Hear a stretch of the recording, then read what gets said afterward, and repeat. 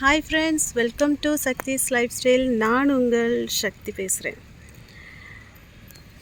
இன்றைக்கி cooking video அப்படி இல்லை, நார்மலாக சும்மா என்னுடைய சப்ஸ்கிரைபர்ஸ் கிட்ட பேசலாம் அப்படின்ட்டு வந்தேன். இந்த வீடியோ வந்து ஒரு குக்கிங் அப்படின்னு பார்க்குறவங்களுக்கு இல்லாமல், அன்பாக்சிங் வீடியோ பார்க்குறவங்களுக்குன்னு இல்லாமல், என்னுடைய வீடியோவை ஒரு 150 சப்ஸ்கிரைபர்ஸ்னால் ஒரு 2 பேராச்சும் விரும்பி பார்ப்பாங்க இல்லைங்களா, அந்த மாதிரி விரும்பி பார்க்குறவங்களுக்காக சும்மா பேசிட்டு போகலான்ட்டு.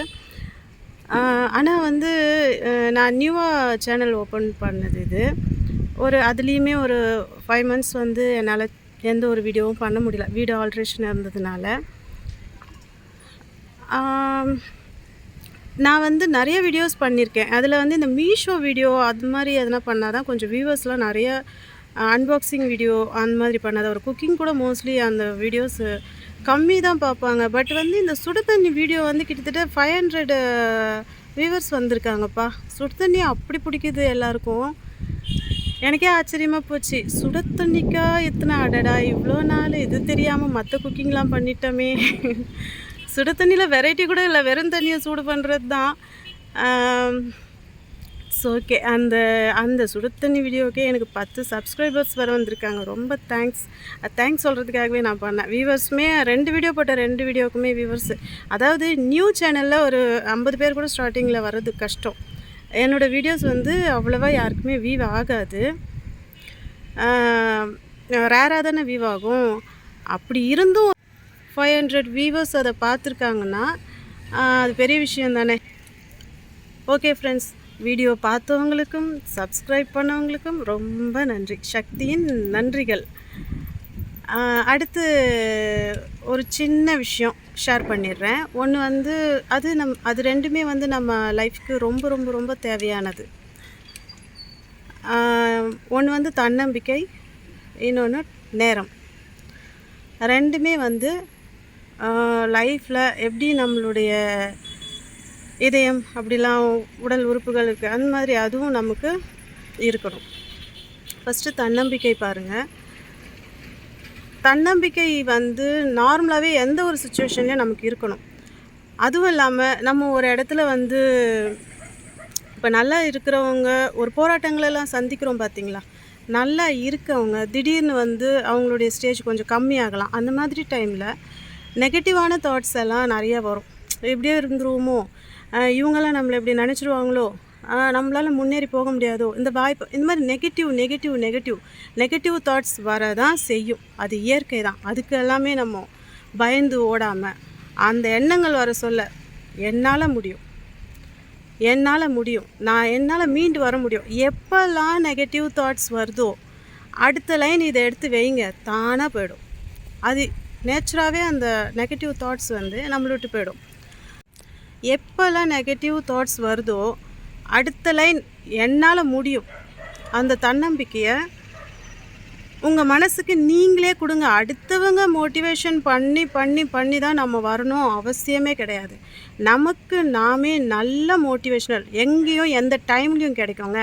இப்போ யூடியூப் பார்த்து தான் நான் மோட்டிவேஷ்னல் ஆகணும், இல்லை என் வீட்டில் யாராச்சும் எனக்கு வந்து உற்சாகப்படுத்தணும், இல்லை வந்து யாராச்சும் சொல்லணுன்னே நம்ம நினைக்கவே கூடாது. நமக்கு நாமே பண்ணுற மோட்டிவேஷ்னல் தான். எந்த சூழ்நிலையிலையும் ஒரு இருட்டில் போகிறீங்க, தடிக்க விழுந்தால் கூட என்னால் முடியும் நமக்கு நாமே சொல்லி எந்திரிச்சிக்க முடியும்.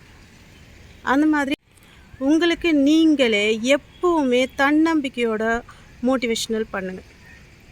லைஃப்க்கு அது ரொம்ப ரொம்ப யூஸ்ன்னு இல்லை, ரொம்ப ரொம்ப தேவை. ரெண்டாவது வந்து நேரம் வந்து வீணாக்காதீங்க அப்படின்னு எல்லாரும் சொல்லுவாங்க. நேரத்தை வீணாக்காதீங்க, திரும்ப வராது அப்படி சொல்லுவாங்க. நான் அப்படி சொல்லலை. உங்களுக்குன்னு ஒரு நேரத்தை ஒதுக்குங்க. ஒரு நாளைக்கு உங்களுக்குன்னு ஒரு நேரத்தை டெய்லி நீங்கள் இப்படி ஆகணும் அப்படி ஆகணும்னு ஒரு ஆசைப்பட்டுருக்கலாம். ஹவுஸ் ஒய்ஃப்ஸ் என்னுடைய வீடியோஸ் வந்து மோஸ்ட்லி ஹவுஸ் ஒய்ஃப்ஸ் தான் பார்ப்பாங்கன்னு நினைக்கிறேன்.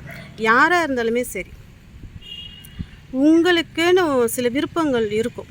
அதுக்குன்னு டெய்லி ஒரு 30 minutes, அது வந்து பார்த்திங்கன்னா இதுதான் உயர்ந்த அப்படி பெருசாக அப்படின்னு இல்லைனாலும் சாதாரண விஷயங்கள் கூட எனக்கு வந்து என்ன நான் அழகுபடுத்திக்கணும் அப்படின்னா ஆஃப் அன் ஹவர் ஒதுக்குங்க. அதுக்கு உங்களுக்கு ஒரு பியூட்டி க்ரீம் போடுங்க. இல்லை நான் இந்த விஷயத்தை கற்றுக்கணும், எனக்கு சிஸ்டமில் இதை கற்றுக்கணும், இல்லை எனக்கு இந்த புக்கு படித்து முடிக்கணும், இல்லை எனக்கு ஃப்யூச்சருக்கு எனக்கு டான்ஸு சாங்கு, இல்லை எதா இருந்தாலும் நீங்கள் எதா ஆகணுமோ நினைக்கிறீங்களோ, நல்ல விஷயங்களுக்கு மட்டும் சொல்கிறேன், எதா ஆகணும்னு நினைக்கிறீங்களோ, இல்லை சாங் கேட்கணும், எல்லாம் திங்க் பண்ணணும், எதுக்காக இருந்தாலும் ஒரு 15 நிமிஷம் உங்களுக்கு நீங்கள் டெய்லி ஒதுக்குங்க.